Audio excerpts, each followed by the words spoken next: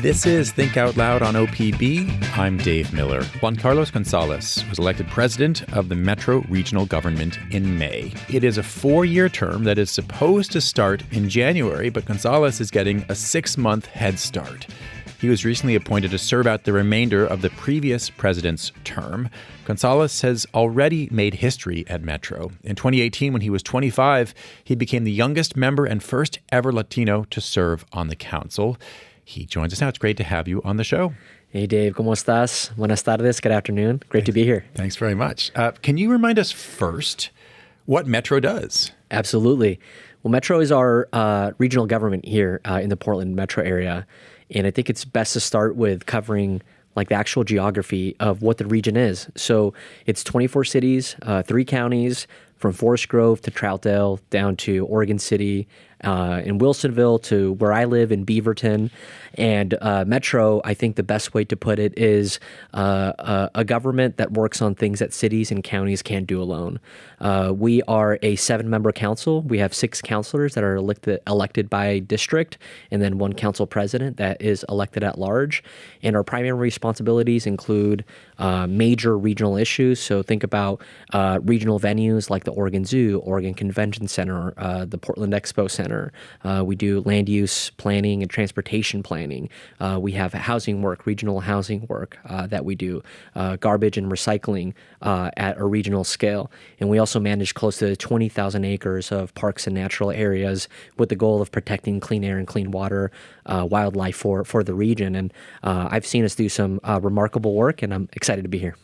Willamette Week recently called Metro a turducken, meaning, various seemingly random things stuffed into one. And maybe you answered this a little bit by saying that what you do things that the constituent cities or counties can't do alone. But how do you see these various pieces, everything from the zoo to recycling and trash to acquiring and creating parkland to more recently managing tons and tons of taxpayer dollars for homeless services or affordable housing? How do you see them fitting together? Yeah, I love this question. I see our North Star at Metro and my North Star as the Metro Council president is to create the best quality of life for people that call this place home. And that work that we take on is the work that the voters ask us to take on as issues of metropolitan concern. In 2018, for example, one of the new areas that Metro stepped into was the affordable housing. We passed the Regional Affordable Housing Bond Program, which has built over 5,000 units of affordable housing. Like I was talking about earlier, we have been able to develop some beautiful parks and protect nature that I think defines some of the most special things that we love as Oregonians in our natural area and our environment. And the work that Metro does in that area is something we do with a lot of care, a lot of diligence, and again, with the goal of protecting quality of life. I want to turn to one of the biggest issues that Metro now has a hand in managing. I don't think this was true 20 years ago, even 10 years ago. It's the Supportive Housing Services tax on high earners that basically funds homelessness services and housing assistance. What has that accomplished? The Supportive Housing Services measure is one of the most important tools that Greater Portland has to tackle and address homelessness. I see it as an essential tool when I see the federal government disinvesting from housing, from homelessness, from behavioral health programs, when I see our state legislature really struggling to meet all of the needs that we're facing across the state, a local revenue source that funds the 3 counties, Clackamas, Washington, and Multnomah County, and our homelessness approach is important. And I also recognize there is a lot of work to do to continue to show voters that we are making as much impact as possible. But I want to talk to you about the success that we have seen, because since 2020, we've housed over 18,000 people with our local supportive housing services program, and we've also helped 5,000 people exit chronic homelessness. I do think it's important for me to hit a reset button, especially now as a Metro Council president, because we are working on some very important reforms across the region. We're making sure that our data, making sure that our programs are truly making the highest impact possible. I also have a real focus on integrating our housing services programs with healthcare and behavioral health, which is one of the most significant gaps that I see in the system right now. And if listeners today walk away with one thing, what I want them to walk away with is recognizing that our supportive housing program alone cannot solve for what I think is a broken economy. Here in Greater Portland, we have 1,000 evictions a month, and people are being evicted from their housing. One, because housing is too expensive, and two, because jobs aren't paying the kind of wages that Oregonians need to thrive. And when you put all of those things together, there's no single public resource that can address this broken economy problem. But I do think what we can do, again, is deliver the most essential services, reduce the amount of time people have experiencing homelessness, and place them into housing, make sure that they don't become homeless again. I think a lot of people in the Portland metro area hear about the huge public investments in housing and homelessness in recent years, and then walk around and see tents, see people sleeping on sidewalks, see visible homelessness, and wonder, what are we doing? What have we actually accomplished? What do you say to them? That is a great thing that I hear from folks. I heard a lot about it on the campaign trail. I even hear it from my parents who live in Cornelius and feel just as frustrated. What I want folks to know is that two things can be true: that our homeless approach needs a lot of work, but also that the local providers are working so hard to meet people where they are. And at the same time, we have a broken economy where the rich are getting richer and the poor are getting poorer. And as we see housing affordability continue to be a challenge for working Oregonians, it's going to be a problem that we see for a very long time.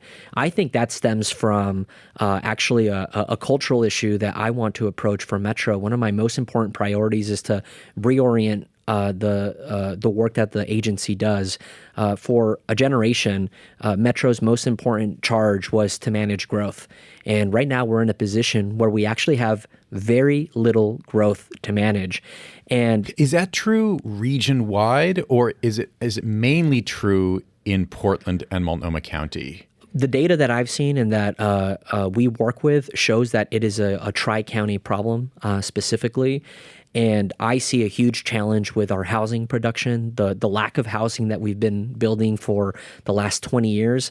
So a lot of the problems that we see today are chickens coming home to roost of decades of inaction, of decades of not lining up our policy with our values.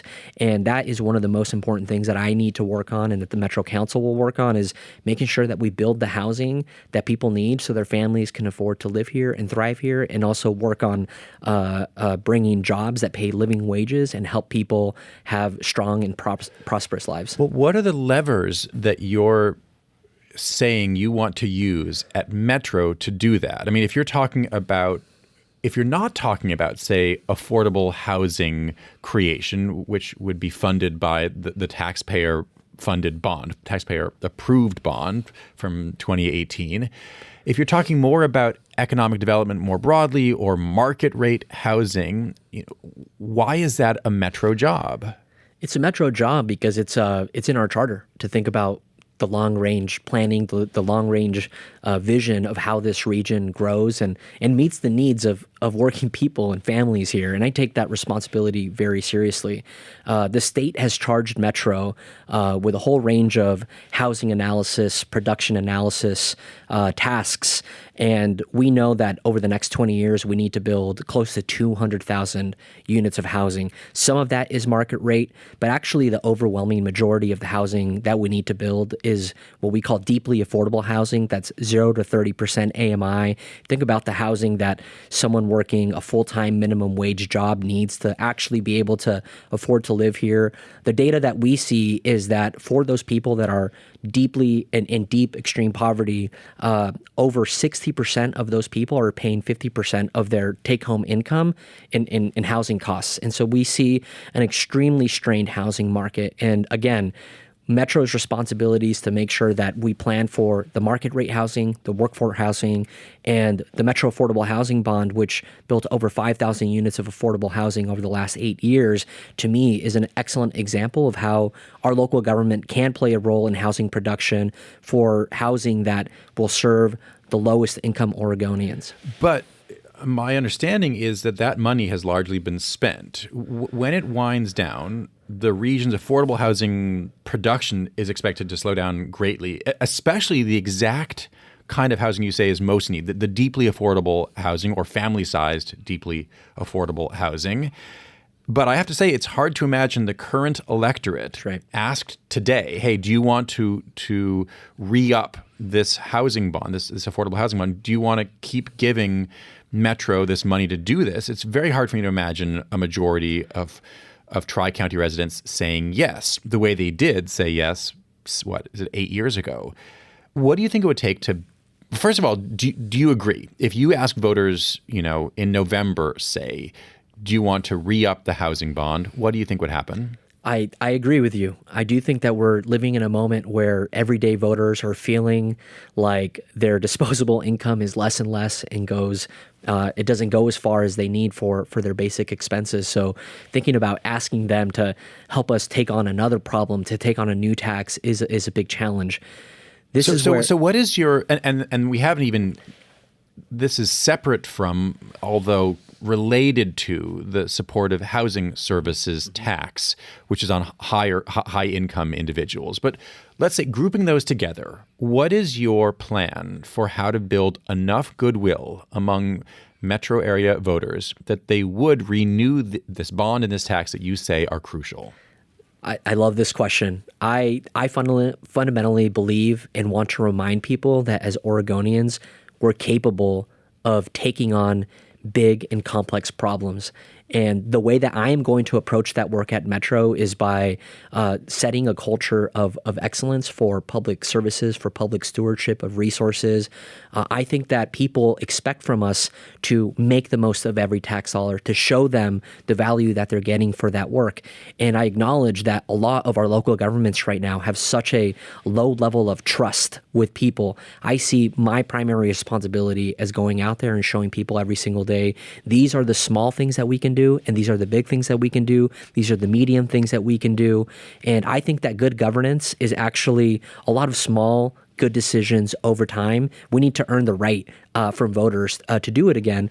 But I do think, back to your point, with this affordable housing bond program that has been incredibly successful, building some of the housing that working families need here in the Portland metro area, there's no question to me that we will need more investment. This is not something that the private sector can fix by itself.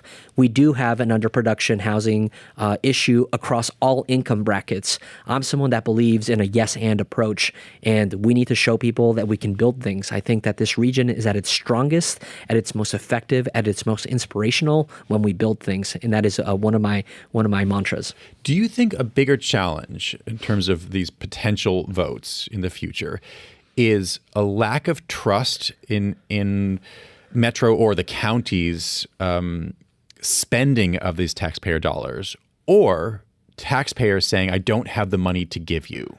It's not either or, but I'm curious for your political read on what you see is the bigger challenge you're going to have to overcome. I do see them as intertwined, and for decades, one of the Portland metro area's most appealing advantages on the West Coast, looking at just major West Coast cities, was how affordable we were. And people could come here, people could move here. We were a place where people could take risks.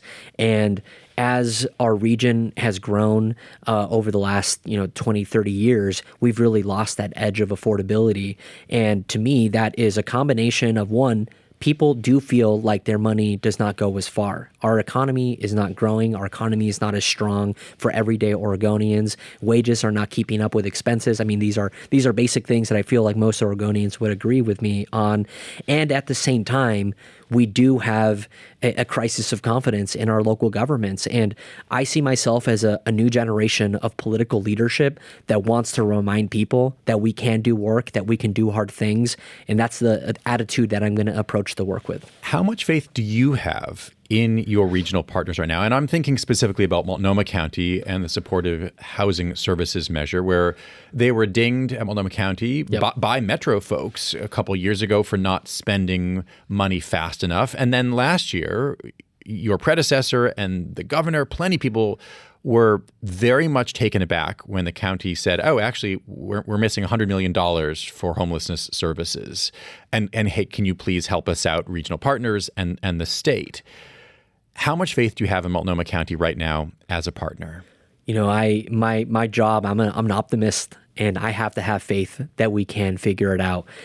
In our work with homelessness, which is on the campaign trail, one of the most pressing issues that I heard in every single corner of the region, people want to see us address that issue, is recognizing that our supportive housing services measure is a 10-year program and the expiration is on the horizon for us.